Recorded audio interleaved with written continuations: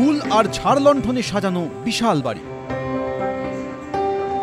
সেখানে দেবীর অধিষ্ঠান। সারা বছরই সবাই নিজের নিজের কাজে ব্যস্ত থাকেন। পুজোর কদিন একসঙ্গে হন পরিবারের সকলে। এই কদিন হই হুল্লোড়, খাওয়া দাওয়া, জমাটি আড্ডা চলে দিনভর। এবার পঞ্চম বর্ষে পা দিল সোনারপুরের গোবিন্দপুরের চন্দ্রবাড়ির দুর্গাপুজো। এই বাড়ি মুখরোচক বাড়ি নামেও পরিচিত। পুজোর মূল উদ্যোক্তা মুখরোচকের কর্ণধার প্রণব চন্দ্র। পুজো করলেই হবে না, মাকে ডাকা, মা হচ্ছে শক্তির আরাধনা, এবং সেখানে যে পারফেক্টলি যদি কাজটা করা যায় তাতে আমার আরও সবার বেটার। শুধু আমার ভালো চালিত হবে না, আমাদের পরিবারের সবার, আমার গ্রামের সবাই, আমার সঙ্গে যারা জড়িত আছেন সবাই যেন ভালো থাকে, মায়ের কাছে এটাই চাওয়া, এবং সবাই যাতে এই পুজোর সময় আনন্দ করে কাটাতে পারে, ভালোভাবে সুস্থভাবে থাকতে পারে, এটাই কাম্য। দুর্গাপুজো আমরা যেটা শিখেছি একটি মহাপুজো, এবং মহাপুজোর 4টে পার্ট থাকে। সেটা হচ্ছে একটা স্নপন, একটা হচ্ছে পূজন এবং বলিদান আর হোম। তো এই 4টে পার্ট আমরা আগে হয়তো কোনোটা একটা দিন করতাম, এবার আমরা সপ্তমী থেকে নবমী প্রতিদিনই আমাদের এটা হবে, ইনক্লুডিং সন্ধি পুজো। পঞ্চমীর দিন এই পুজোয় উপস্থিত ছিলেন কোম্পানির ব্র্যান্ড অ্যাম্বাসেডর অভিনেত্রী কোয়েল মল্লিক। দেবী মূর্তির উন্মোচন করেন তিনি। ঢাকও বাজান অভিনেত্রী।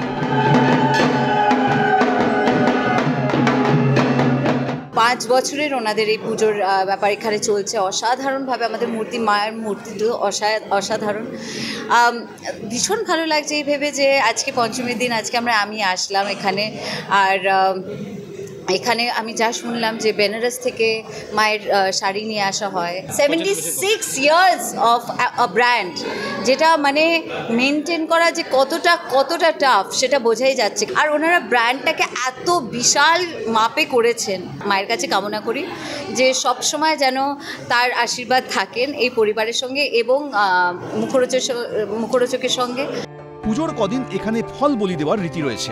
4 দিন হোম হয়। কুমারী পুজোরও আয়োজন করা হয় চন্দ্রবাড়িতে। রঞ্জিত হালদার, এবিপি আনন্দ, দক্ষিণ 24 পরগনা।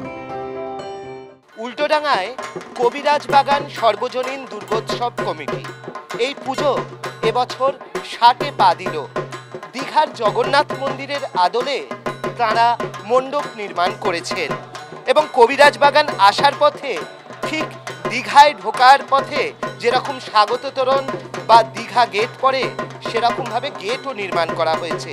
আর ভিতরে প্রবেশ করলে পুরো দীঘার জগন্নাথ মন্দিরের ছোঁয়া চোখে পড়বে, এবং ভিতরে যেরকমভাবে রয়েছে সিংহদুয়ার, সেরকমভাবেই আমরা দেখছি একদম ভেতরে রয়েছে জগন্নাথ, বলরাম, সুভদ্রার মূর্তি।